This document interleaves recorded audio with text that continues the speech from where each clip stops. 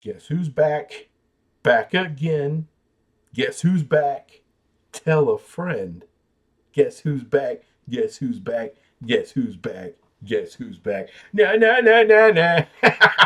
No, no, no, no, no.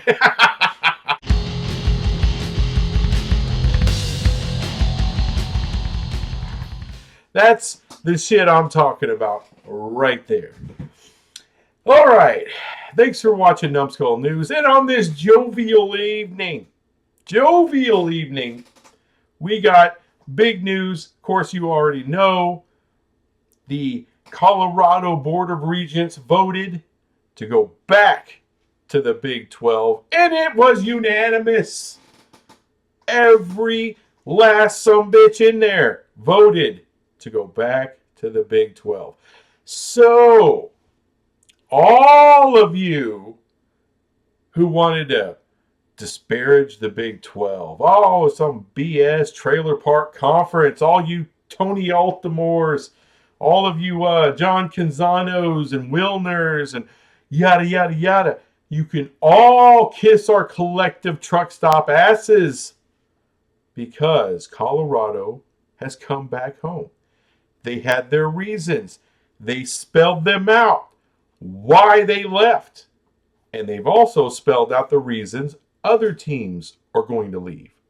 All right, well, let's just go ahead and read this joint statement. I know everyone's probably seen it by now, but man, it makes me feel so good every time I read it. Hopefully you feel good with me.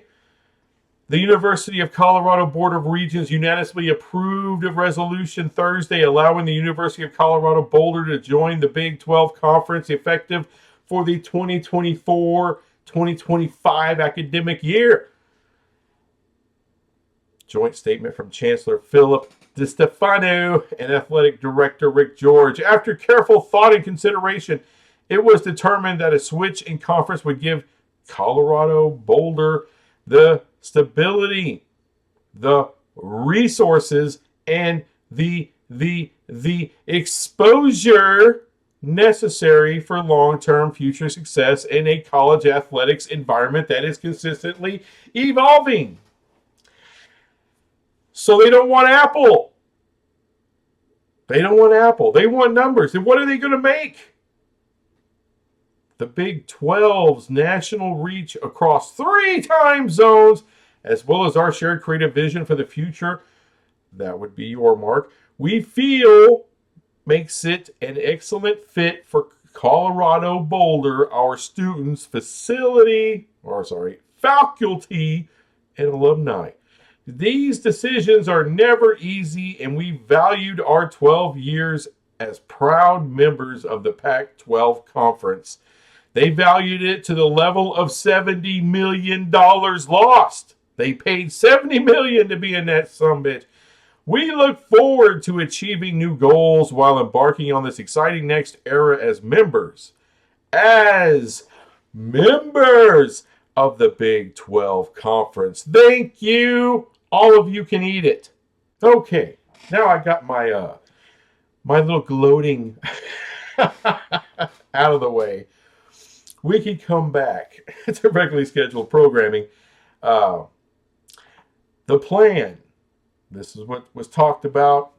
The media days, Big 12 media days, the plan. Big 12 has had an expansion plan for a long time. A little whiteboard. That's what Brett Yormark talked about. The whiteboard in his office. Had an expansion plan. What was the plan? Easy. You got to get with your TV partners.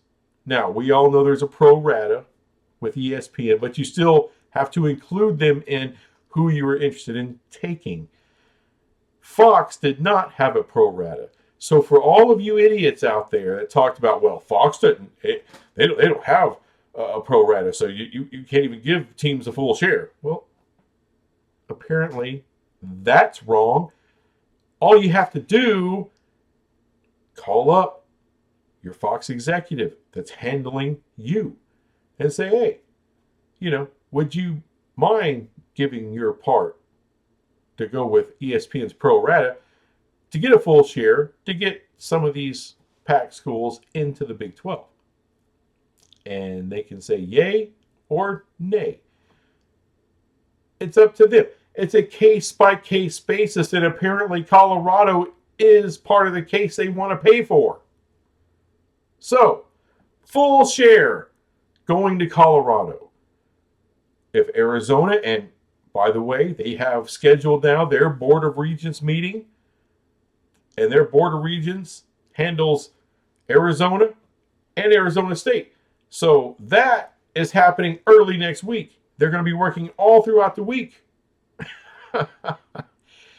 Don't be shocked if it by this time next week or Friday of next week, we hear Arizona is going to make the move.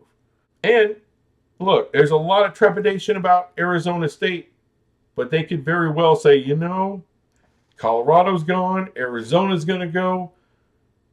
There may be a lot of pressure from that Board of Regents who handles both schools to say, look, they want to go with Colorado. You need to take your ass with them. So by this time next week, we can have 3 new additional members to the Big 12. That's some exciting shit. So what was the plan? The plan was to get your TV partners on board, all right, which they clearly have. Give all the information to the teams that you want, and then you kick back. Say, okay, we're going to step back. We're going to let you figure this thing out. We're going to exercise our patience. We're going to do other things. We're going to work on this Big 12 Mexico thing. We're going to work on our joint pro day in Frisco. You know, we're going to work on, you know, way to do up this Big 12 tournament in Kansas City a little bit more. We're going to concentrate on Rucker Park. We're going to do all these other things while we're going to build this brand up, you know, and try to get some new revenue streams going while you guys figure your thing out there in the pack. And kind of worked to a T, didn't it? And as a matter of fact, the only thing I've heard any differently than that is that apparently one of the last conversations that Colorado had with Brett Yormark was kind of like, Brett was like, you know, hey, we kind of need to know something pretty soon. It's been a while. You know, we've kind of kicked back, but, you know, if we bring you in, then there's scheduling dynamics that need to work out. There's business parts of all of this that need to take place. And it'd be really helpful if it's not the last month or two or next summer, you know, where now we got to scramble. We don't really want to have to scramble. I don't know what deadline people talked about, maybe the end of July or sometime in August. Whatever it is, that I kind of heard that. But look, after the way the media thing went last week, the media day in the pack, you know, where DiStefano was like, hey, we're going to get clarity. Didn't get clarity. Like, well, screw this. If you don't have nothing to tell us by now, a year later, over a year later, then we're out. We're out. We're going someplace where we know what we can budget for. We know what money we're going to get. And that, my friends, is how you work it. What's the plan now? What's the next steps in Big 12 expansion with Yormark? Kind of the same thing you've been doing. You may just, you know what? The only thing I would suggest is to call everybody you're interested in and to say, look, we just need to know something before the football season because we don't really want to take away from our football season. We don't want to take away from your last football season there in the Big Pac-12. So let's figure this thing out because we really don't want to talk about it till after the football season. So, you know, that's kind of a timeline there. Don't mean to be an asshole, but, you know, there is considerations that we, you know, there's business that we have to conduct, you know, and scheduling is a thing, you know. So I think Arizona, possibly Arizona State, maybe the next dominoes to fall. And it's not out of the realm of possibility with Oregon and Washington. Everyone's talking Oregon, Washington, Oregon, Washington. It could happen.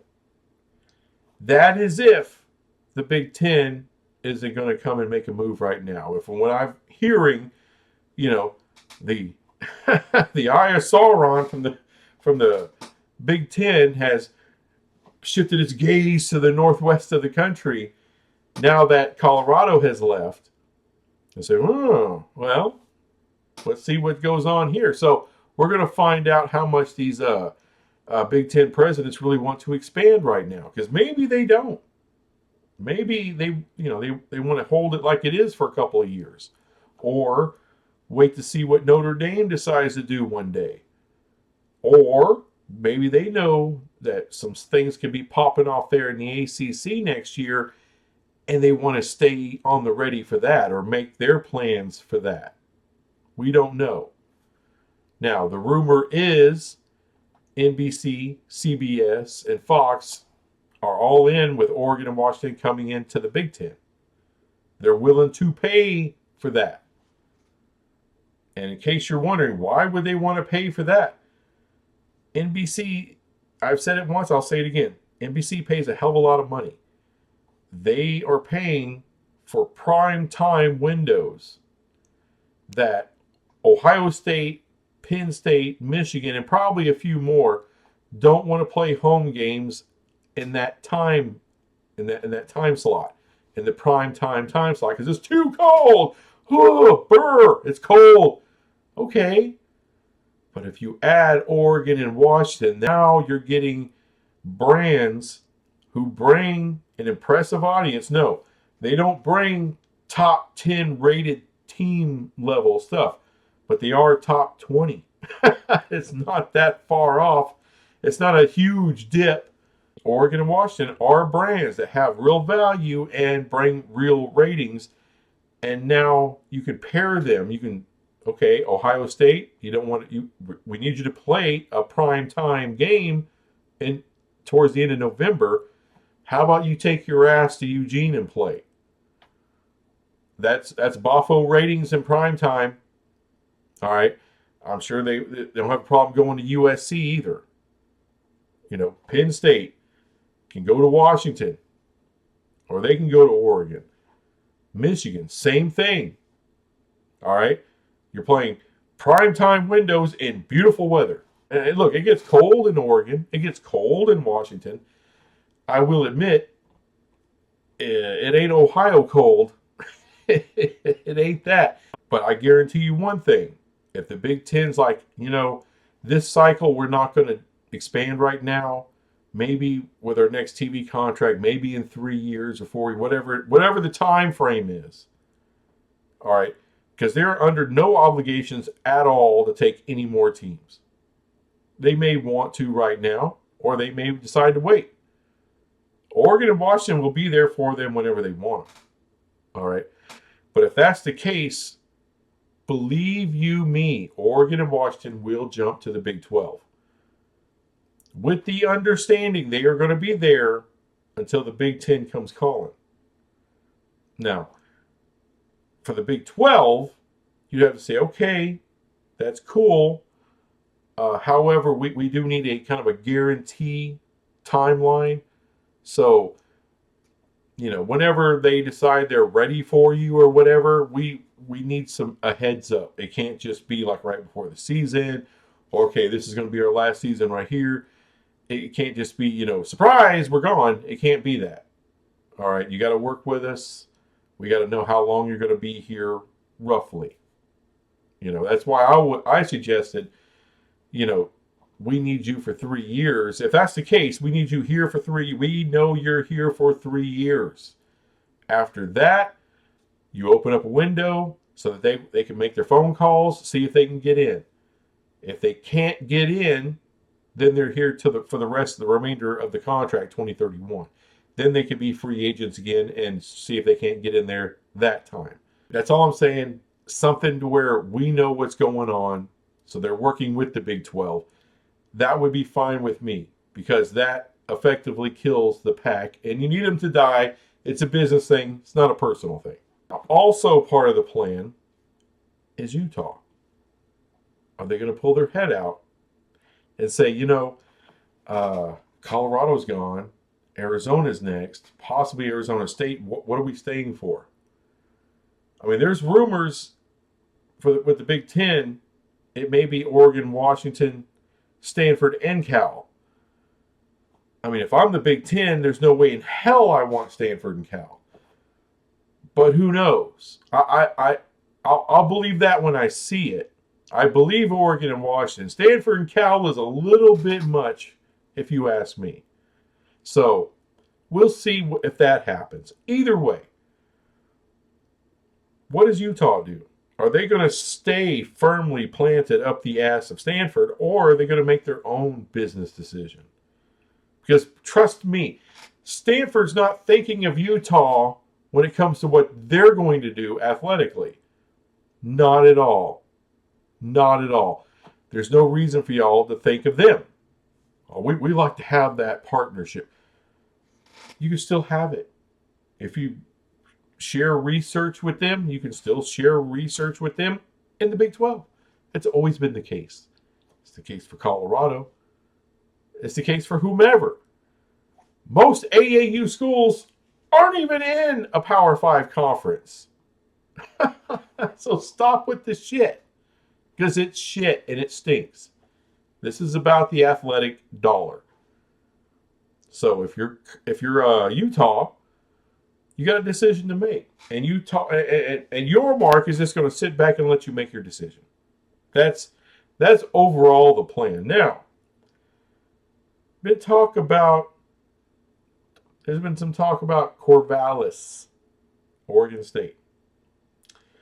I have always been a proponent for Oregon State. I think they are a perfect natural fit in the Big 12.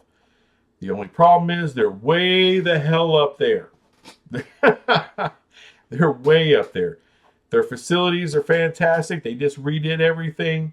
They got a good coach. They got a good football team. That is a respected program. All right, they got to work on the basketball. They got to get that a little bit better.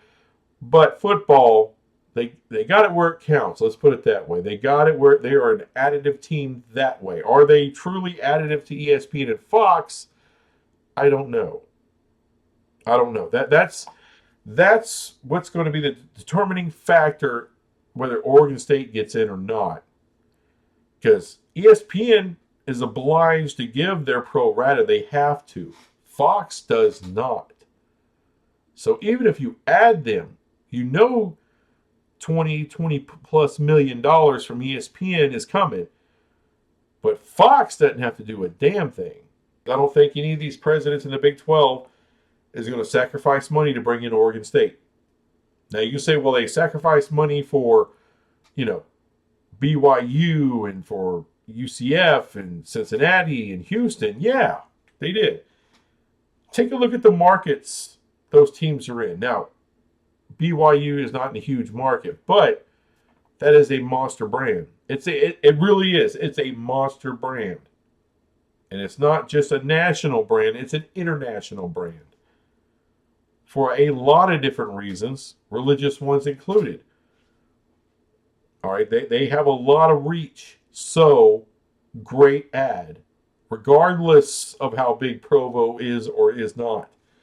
However, Cincinnati is a big market.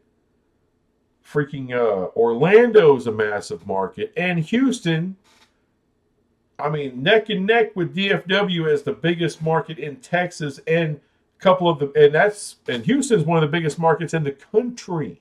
Top 5 market. So, just based on that, plus they've been good for years. Houston brings you outstanding basketball. Top-notch level basketball. UCF, sleeping giant. Gigantic alumni base, young. That thing's ready to blow up. Cincinnati's been good for a minute. Oh, they just lost their head coach. Damn, they've lost several really good head coaches, and they always seem to find another one. They recruit well, hell of a program. So,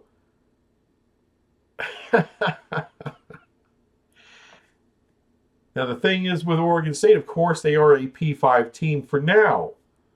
But it is Corvallis. It's not a lot there. How big's that alumni base really? We're not talking Arizona State. There are reasons to bring in Arizona State. Oregon State's a harder sell, I think, especially for the media partner. So we'll see. But I think determining on what number you land on, all of a sudden UConn, and I'm not saying all of a sudden. They've been working on UConn for a while, but that will also be dependent on the media partners, just like Oregon State.